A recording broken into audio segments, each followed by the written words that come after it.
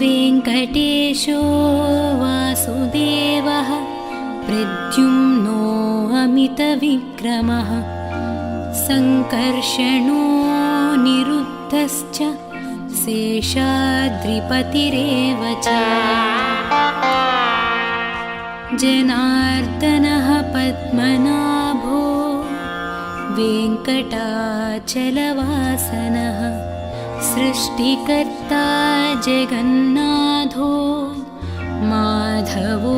भक्तवत्सलः गोविन्दो गोपतिः कृष्णः केशवो गरुडध्वजः वराहो वामनश्चैव नारायणाधोक्षजः श्रीधरः पुण्डरीकाक्षः सर्वदेवस्तुतो हरिः श्रीनृसिंहो महासिंहः सूत्राकारः पुरातनः रमानाथो महीभर्ता भूधरः पुरुषोत्तमः चोळपुत्रप्रियः शान्तो ब्रह्मादीनां वरप्रदः श्रीनिधिः सर्वभूतानां भयत्कृद्भयनाशनः श्रीरामो रामभद्रश्च भवबन्धैकमोचकः भूतावासो गिरिवासः श्रीनिवासः श्रियः पतिः अच्युतानन्तगोविन्दो विष्णुर्वेङ्कटनायकः सर्वदेवैकशरणं सर्वदेवैकदैवतं समस्तदेवकवचं सर्वदेवशिखामणिः इतीदं कीर्तितं यस्य विष्णोरमिततेजसः त्रिकाले यः पठेन्नित्यं पापं तस्य न विद्यते राजद्वारे पठेद्घोरे सङ्ग्रामे रिपुसङ्कटे भूतसर्पपिशाचादिभयं नास्ति कदाचन अपुत्रो लभते पुत्रान् निर्धनो धनवान् भवेत् रोगार्तो मुच्यते रोगात् बद्धो मुच्येत बन्धनात् यद्यदिष्टतमं लोके तत्तत् प्राप्नोत्यसंशयः ऐश्वर्यं राजसम्मानं भुक्तिमुक्तिफलप्रदम् विष्णोर्लोकैकसोपानं सर्वदुःखैकनाशनं सर्वैश्वर्यप्रदं नॄणां सर्वमङ्गलकारकम् मायावि परमानन्दं त्यक्त्वा वैकुण्ठमुत्तमं स्वामि पुष्करिणीतीरे रमया सह मोदते कल्याणाद्भुतगात्राय कामितार्थप्रदायिने श्रीमद्वेङ्कटनाथाय श्रीनिवासाय मङ्गलम् इति श्रीब्रह्माण्डपुराणे ब्रह्मनारदसंवादे वेङ्कटगिरिमहात्म्ये श्रीवेङ्कटेश अष्टकं सम्पूर्णम्।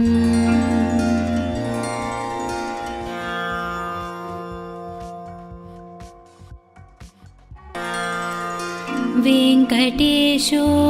वासुदेवः प्रद्युम्नो अमितविक्रमः सङ्कर्षणो निरुद्धश्च शेषाद्रिपतिरेव च जनार्दनः पद्मनाभो वेङ्कटाचलवासनः सृष्टिकर्ता जगन्नाथो माधवो भक्तवत्सलः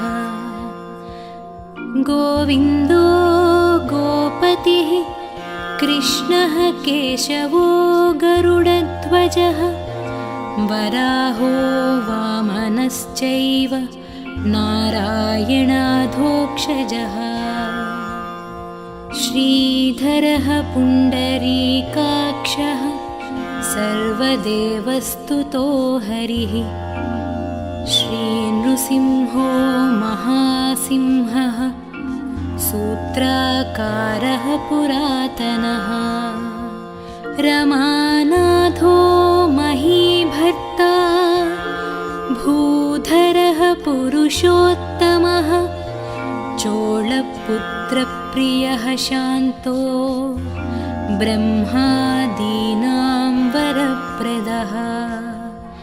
श्रीनिधिः सर्वभूतानां भयत्कृद्भयनाशनः श्रीरामो रामभद्रश्च भवबन्धैकमोचकः भूतावासो गिरिवासः श्रीनिवासः श्रियः पतिः अच्युतानन्तगोविन्दो विष्णुर्वेङ्कटनायकः सर्वदेवैकशरणं सर्वदेवैकदैवतं समस्तदेवकवचं सर्वदेवशिखामणिः इतीदं कीर्तितं यस्य विष्णोरमिततेजसः त्रिकाले यः पठेन्नित्यं पापं तस्य न विद्यते राजद्वारे पठेद्घोरे सङ्ग्रामे रिपुसङ्कटे भूतसर्पपिशाचादिभयं नास्ति कदाचन अपुत्रो लभते पुत्रान् निर्धनो धनवान् भवेत् रोगार्तो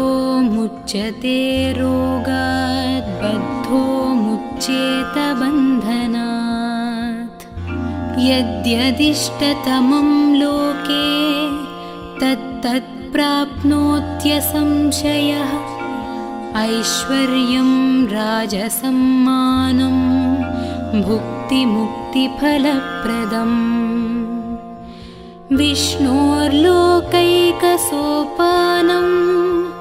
सर्वदुःखैकनाशनं सर्वैश्वर्यप्रदं नॄणां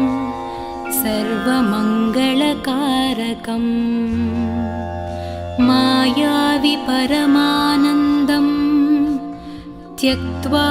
वैकुण्ठमुत्तमं स्वामि पुष्करिणीतीरे रमया सह मोदते कल्याणाद्भुतगात्राय कामितार्थप्रदायिने श्रीमद्वेङ्कटनाथाय श्रीनिवासाय मङ्गलम् इति श्रीब्रह्माण्डपुराणे ब्रह्मनारदसंवादे वेङ्कटगिरिमहात्म्ये श्रीवेङ्कटेश अष्टकं सम्पूर्णम्।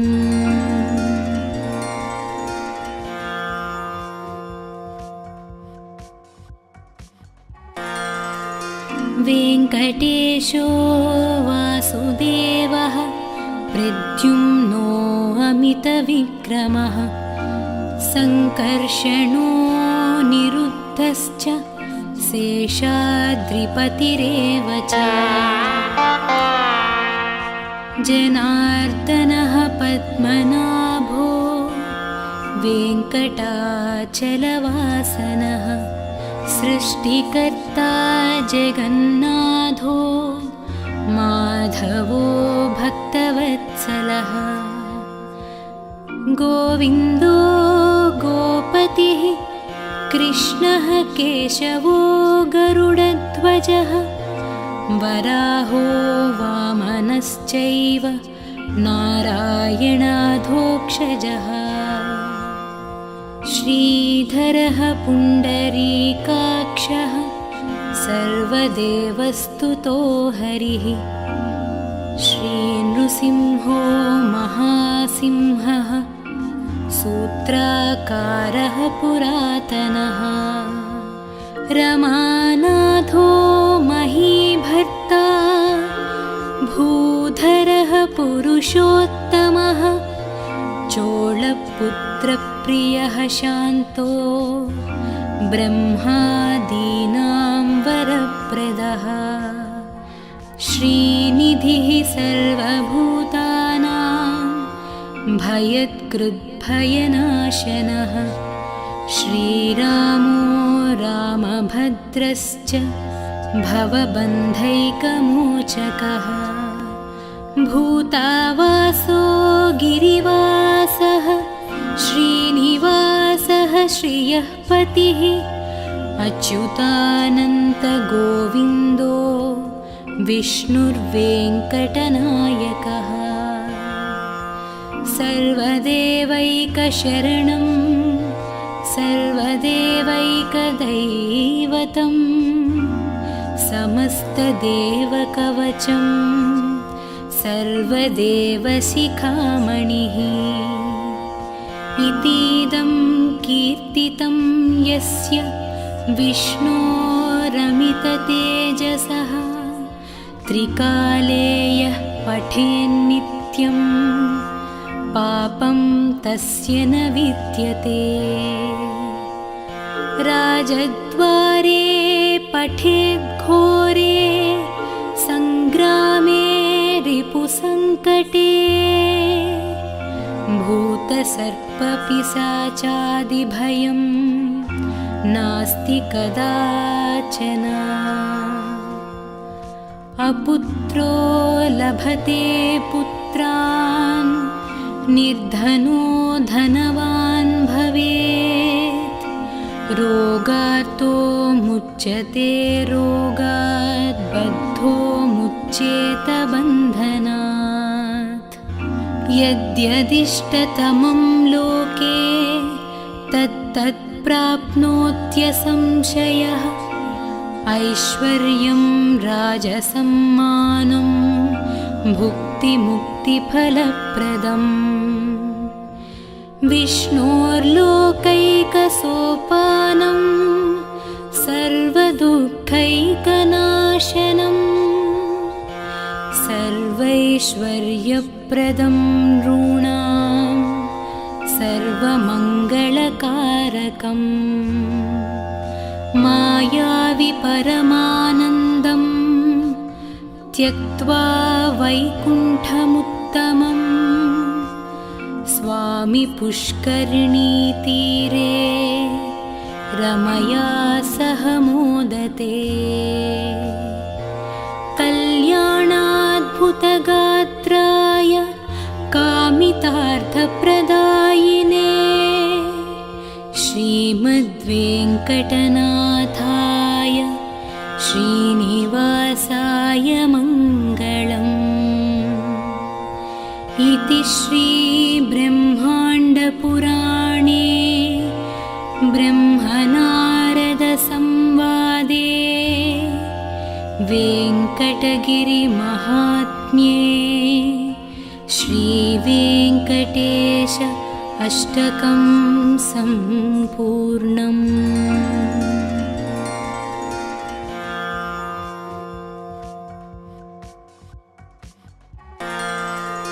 वेङ्कटेशो वासुदेवः प्रद्युम्नो अमितविक्रमः सङ्कर्षणो निरुद्धश्च शेषाद्रिपतिरेव च जनार्दनः पद्मनाभो वेङ्कटाचलवासनः सृष्टिकर्ता जगन्नाथो माधवो भक्तवत्सलः गोविन्दो गोपतिः कृष्णः केशवो गरुडध्वजः वराहो वामनश्चैव नारायणाधोक्षजः श्रीधरः पुण्डरीकाक्षः सर्वदेवस्तुतो हरिः श्रीनृसिंहो महासिंहः सूत्राकारः पुरातनः रमानाथो महीभर्ता भूधरः पुरुषोत्तमः चोळपुत्रप्रियः शान्तो ब्रह्मादीनां वरप्रदः श्रीनिधिः सर्वभूतानां भयत्कृद्भयनाशनः श्रीरामो रामभद्रश्च भवबन्धैकमोचकः भूतावासो गिरिवासः श्रीनिवासः श्रियः पतिः अच्युतानन्तगोविन्दो विष्णुर्वेङ्कटनायकः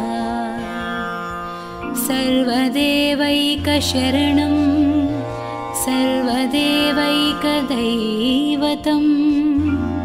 समस्तदेवकवचं सर्वदेवशिखामणिः इतीदं कीर्तितं यस्य विष्णोरमिततेजसः त्रिकाले यः पठेन्नित्यं पापं तस्य न विद्यते राजद्वारे पठेद्घोरे सङ्ग्रामे रिपुसङ्कटे भूतसर्पपिशाचादिभयं नास्ति कदाचन अपुत्रो लभते पुत्रान् निर्धनो धनवान् भवेत् रोगार्तो मुच्यते रोगात् बद्धो मुच्येत बन्धनात् यद्यदिष्टतमं लोके तत्तत् प्राप्नोत्यसंशयः ऐश्वर्यं राजसम्मानं भुक्तिमुक्तिफलप्रदम् विष्णोर्लोकैकसोपानं सर्वदुःखैकनाशनं सर्वैश्वर्यप्रदं नॄणां सर्वमङ्गलकारकम् मायावि परमानन्दं त्यक्त्वा वैकुण्ठमुत्तमम् स्वामि पुष्करिणीतीरे रमया सह मोदते कल्याणाद्भुतगात्राय कामितार्थप्रदायिने श्रीमद्वेङ्कटनाथाय श्रीनिवासाय मङ्गलम् इति श्रीब्रह्माण्डपुराणे ब्रह्मनारदसंवादे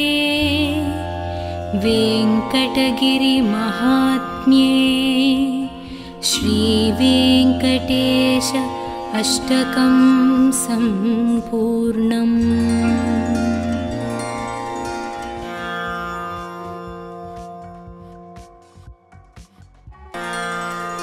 वेङ्कटेशो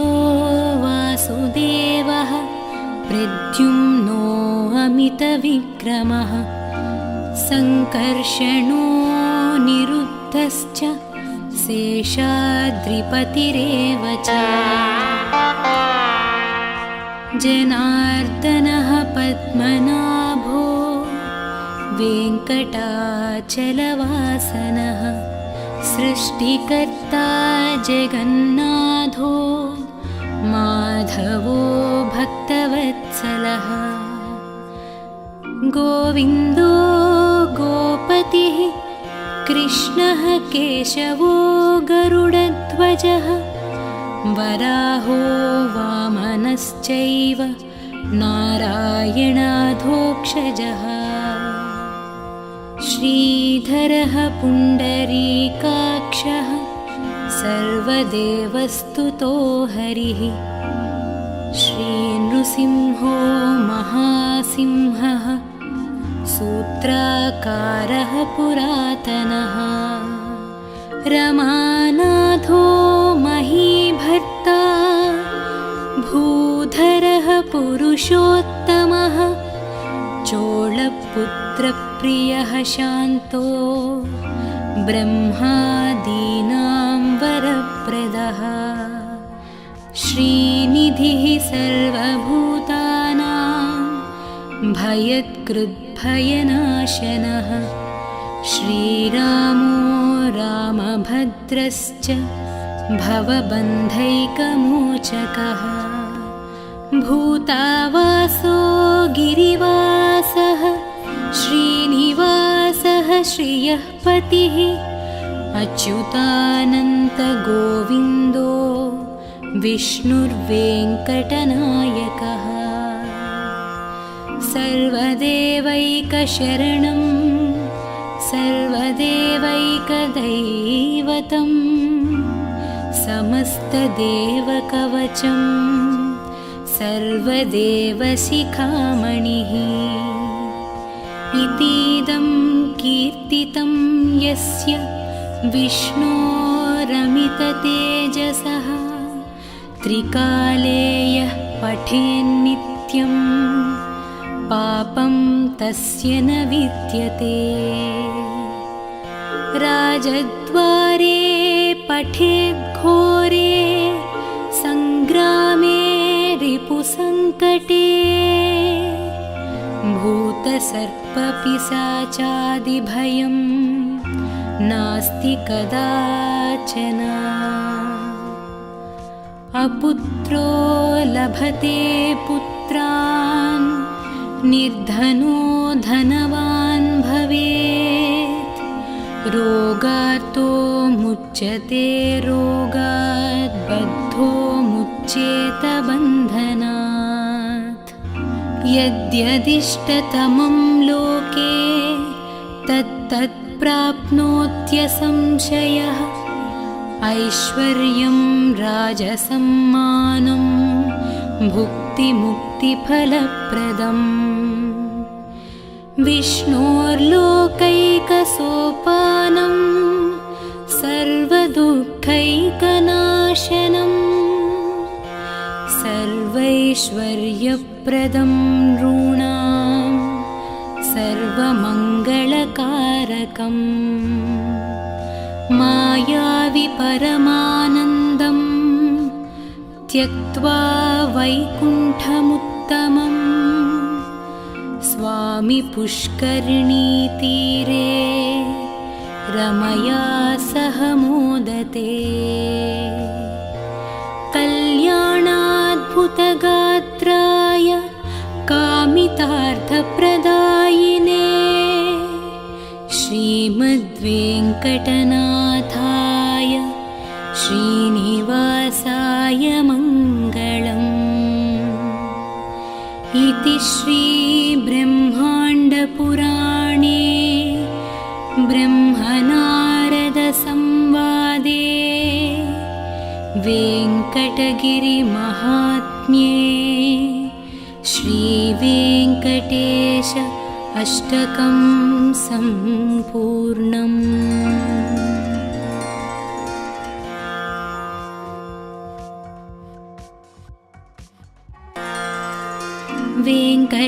गिरीशो वासुदेवः प्रद्युम्नो अमितविक्रमः सङ्कर्षणो निरुद्धश्च शेषाद्रिपतिरेव च जनार्दनः पद्मनाभो वेङ्कटाचलवासनः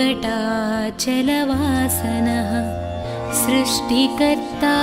जगन्नाथो माधवो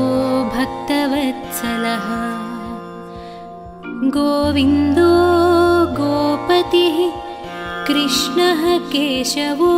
गरुडध्वजः वराहो वामनश्चैव नारायणाधोक्षजः श्रीधरः पुण्डरीकाक्षः सर्वदेवस्तुतो हरिः श्रीनृसिंहो महासिंहः सूत्राकारः पुरातनः रमानाथो महीभर्ता भूधरः पुरुषोत्तमः चोळपुत्रप्रियः शान्तो ब्रह्मादीनां वरप्रदः श्रीनिधिः सर्वभूतानां भयत्कृद्भयनाशनः श्रीरामो रामभद्रश्च भवबन्धैकमोचकः भूतावासो गिरिवासः श्रीनिवासः श्रियः पतिः अच्युतानन्तगोविन्दो विष्णुर्वेङ्कटनायकः सर्वदेवैकशरणं सर्वदेवैकदैवतं समस्तदेवकवचं सर्वदेवशिखामणिः इतीदं कीर्तितं यस्य विष्णोरमिततेजसः त्रिकाले यः पठेन्नित्यं पापं तस्य न विद्यते राजद्वारे पठेद्घोरे सङ्ग्रामे रिपुसङ्कटे भूतसर्पपिशाचादिभयं नास्ति कदाचन अपुत्रो लभते पुत्रान् निर्धनो धनवान् भवेत् रोगार्तो मुच्यते रोगात् बद्धो मुच्येत बन्धनात् यद्यदिष्टतमं लोके तत्तत् प्राप्नोत्यसंशयः ऐश्वर्यं राजसम्मानं भुक्तिमुक्तिफलप्रदम् विष्णोर्लोकैकसोपानं सर्वदुःखैकनाशनं सर्वैश्वर्यप्रदं नॄणां सर्वमङ्गलकारकम् मायावि परमानन्दं त्यक्त्वा वैकुण्ठमुत्तमम् स्वामी पुष्करिणीतीरे रमया सह मोदते कल्याणाद्भुतगात्राय कामितार्थप्रदायिने श्रीमद्वेङ्कटनाथाय श्रीनिवासाय मङ्गलम् इति श्रीब्रह्माण्डपुराणे ब्रह्मनारदसंवादे वेङ्कटगिरिमहात्म्ये श्रीवेङ्कटेश अष्टकं सम्पूर्णम्।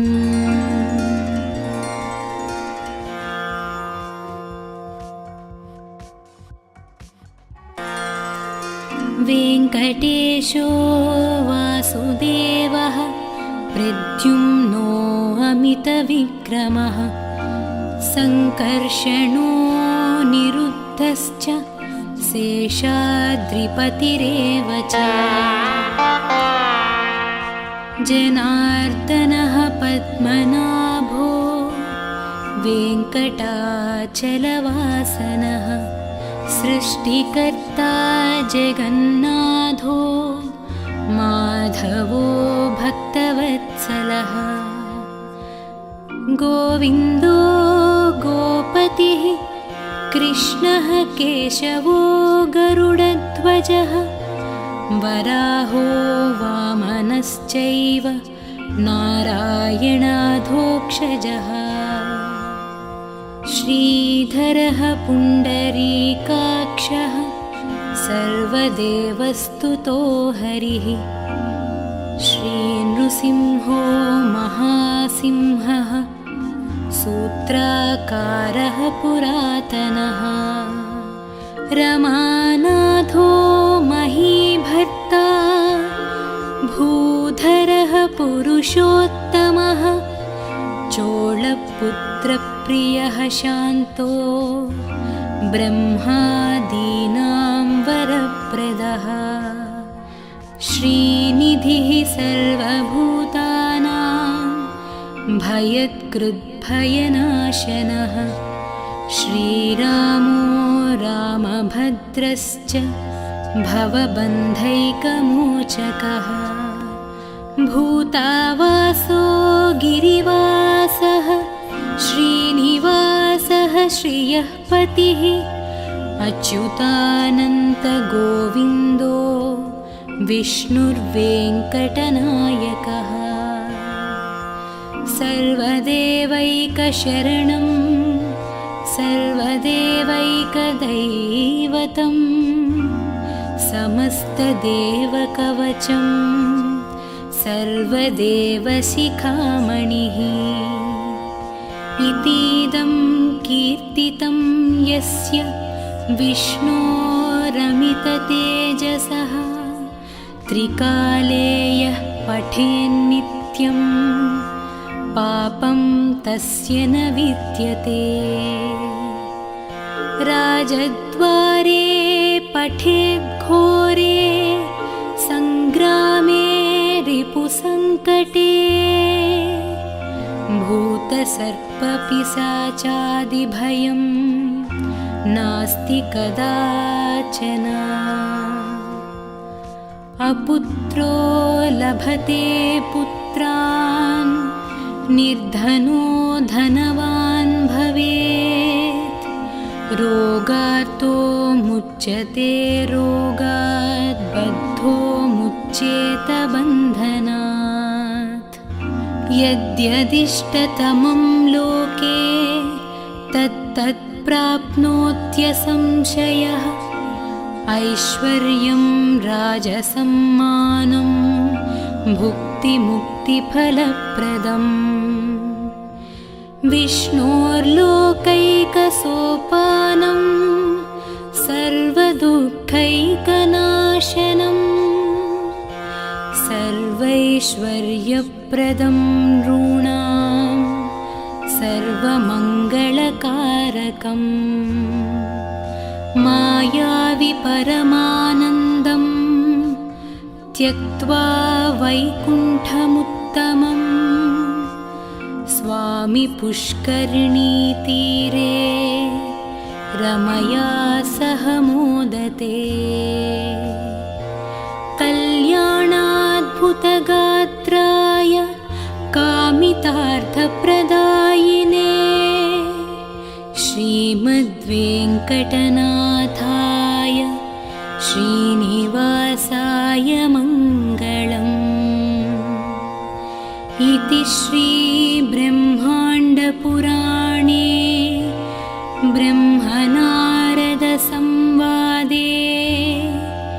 वेङ्कटगिरिमहात्म्ये श्रीवेङ्कटेश अष्टकं सम्पूर्णम्।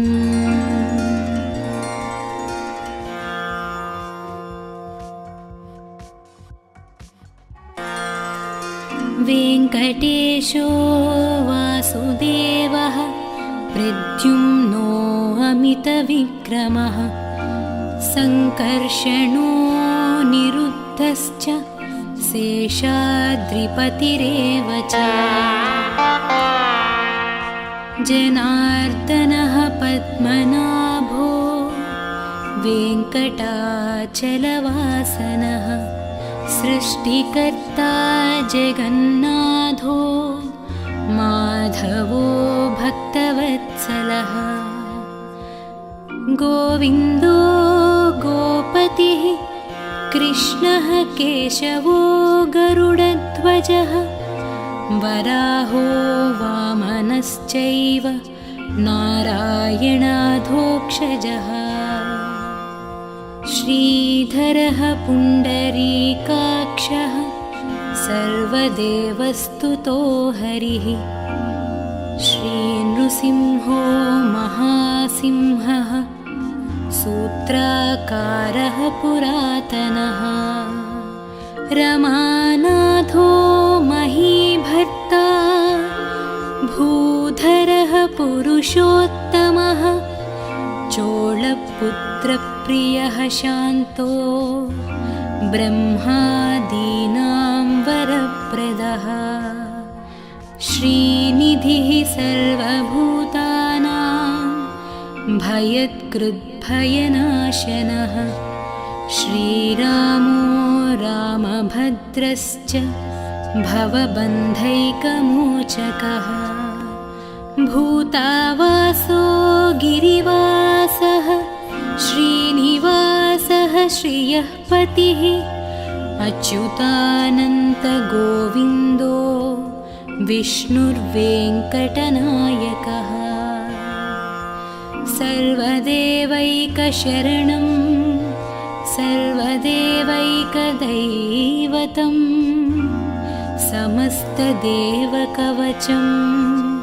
सर्वदेवशिखामणिः इतीदं कीर्तितं यस्य विष्णोरमिततेजसः त्रिकाले यः पठेन्नित्यं पापं तस्य न विद्यते राजद्वारे पठेद्घोरे सङ्ग्रामे रिपुसङ्कटे भूतसर्पपिशाचादिभयं नास्ति कदाचन अपुत्रो लभते पुत्रान् निर्धनो धनवान् भवेत् रोगार्तो मुच्यते रोगात् बद्धो मुच्येत बन्धनात् यद्यदिष्टतमं लोके तत्तत् प्राप्नोत्यसंशयः ऐश्वर्यं राजसम्मानं भुक्तिमुक्तिफलप्रदम् विष्णोर्लोकैकसोपानं सर्वदुःखैकनाशनं सर्वैश्वर्यप्रदं नॄणां सर्वमङ्गलकारकम् मायावि परमानन्दं त्यक्त्वा वैकुण्ठमुत्तमं स्वामि पुष्करिणीतीरे रमया सह मोदते कल्याणाद्भुतगात्राय कामितार्थप्रदायिने श्रीमद्वेङ्कटनाथाय श्रीनिवासाय मङ्गलम् इति श्रीब्रह्माण्डपुराणे ब्रह्मनारदसंवादे वेङ्कटगिरिमहात्म्ये श्रीवेङ्कटेश अष्टकं सम्पूर्णम्।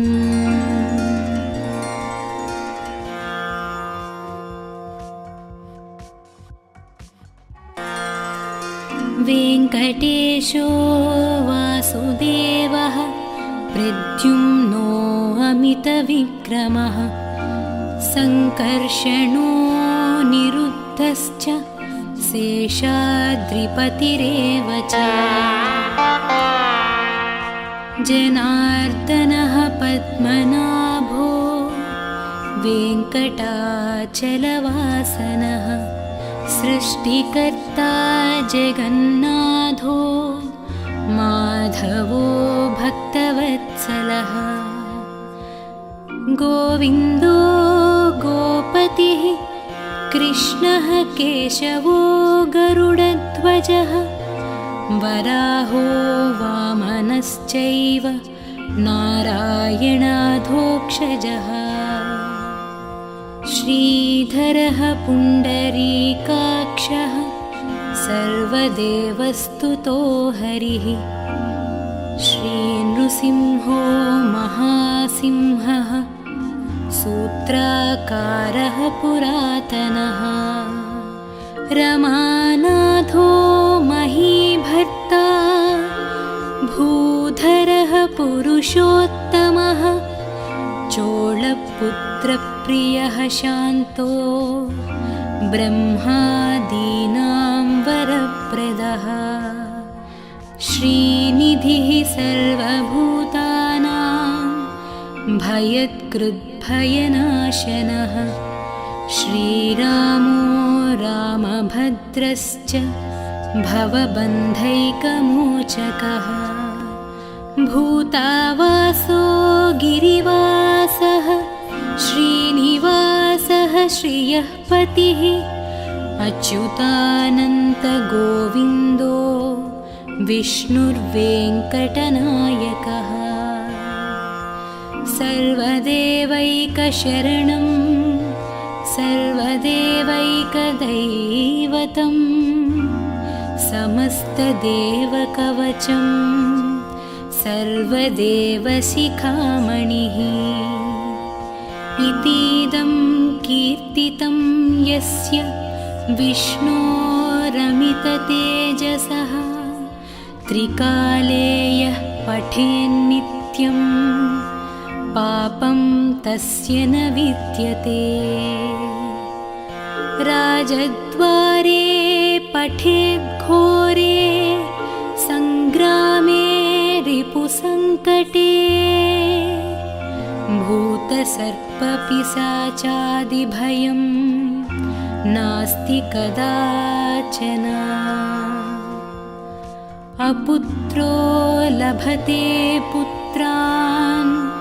निर्धनो धनवान् भवेत् रोगार्तो मुच्यते रोगात् बद्धो मुच्येत बन्धनात् यद्यदिष्टतमं लोके तत्तत् प्राप्नोत्यसंशयः ऐश्वर्यं राजसम्मानं भुक्तिमुक्तिफलप्रदम्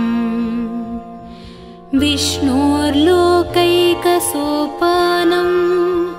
सर्वदुःखैकनाशनं सर्वैश्वर्यप्रदं नृणां सर्वमङ्गलकारकम् मायावि परमानन्दं त्यक्त्वा वैकुण्ठमुत्तमम् स्वामी पुष्करिणीतीरे रमया सह मोदते कल्याणाद्भुतगात्राय कामितार्थप्रदायिने श्रीमद्वेङ्कटनाथाय श्रीनिवासाय मङ्गलम् इति श्रीब्रह्माण्डपुराणे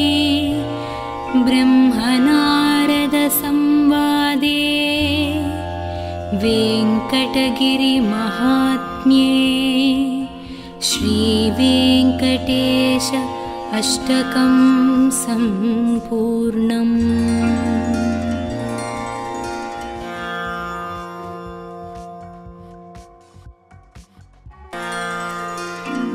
वेङ्कटेशो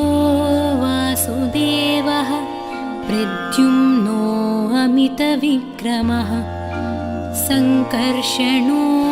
निरुद्धश्च शेषाद्रिपतिरेव च जनार्दनः पद्मनाभो वेङ्कटाचलवासनः सृष्टिकर्ता जगन्नाथो माधवो भक्तवत्सलः गोविन्दो गोपतिः कृष्णः केशवो गरुडध्वजः वराहो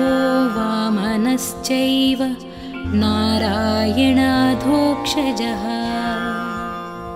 श्रीधरः पुण्डरीकाक्षः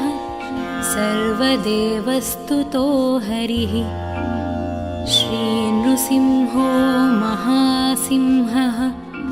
सूत्राकारः पुरातनः रमानाथो महीभर्ता भूधरः पुरुषोत्तमः चोळपुत्रप्रियः शान्तो ब्रह्मादीनां वरप्रदः श्रीनिधिः सर्वभूतानां भयत्कृद्भयनाशनः श्रीरामो रामभद्रश्च भवबन्धैकमोचकः भूतावासो गिरिवासः श्रीनिवासः श्रियः पतिः अच्युतानन्तगोविन्दो विष्णुर्वेङ्कटनायकः सर्वदेवैकशरणं सर्वदेवैकदैवतं समस्तदेवकवचं सर्वदेवशिखामणिः इतीदं कीर्तितं यस्य विष्णोरमिततेजसः त्रिकाले यः पठेन्नित्यं पापं तस्य न विद्यते राजद्वारे पठेद्घोरे सङ्ग्रामे रिपुसङ्कटे भूतसर्पपिशाचादिभयं नास्ति कदाचन अपुत्रो लभते पुत्रान् निर्धनो धनवान् भवेत् रोगार्तो मुच्यते रोगात् बद्धो मुच्येत बन्धनात् यद्यदिष्टतमं लोके तत्तत् प्राप्नोत्यसंशयः ऐश्वर्यं राजसम्मानं भुक्तिमुक्तिफलप्रदम् विष्णोर्लोकैकसोपानं सर्वदुःखैकनाशनं सर्वैश्वर्यप्रदं नॄणां सर्वमङ्गलकारकम् मायावि परमानन्दं त्यक्त्वा वैकुण्ठमुत्तमं स्वामि पुष्करिणीतीरे रमया सह मोदते कल्याणाद्भुतगात्राय कामितार्थप्रदायिने श्रीमद्वेङ्कटनाथाय श्रीनिवासाय मङ्गलम् इति श्रीब्रह्माण्डपुराणे ब्रह्मनारदसंवादे वेङ्कटगिरिमहात्म्ये श्रीवेङ्कटेश अष्टकं सम्पूर्णम्।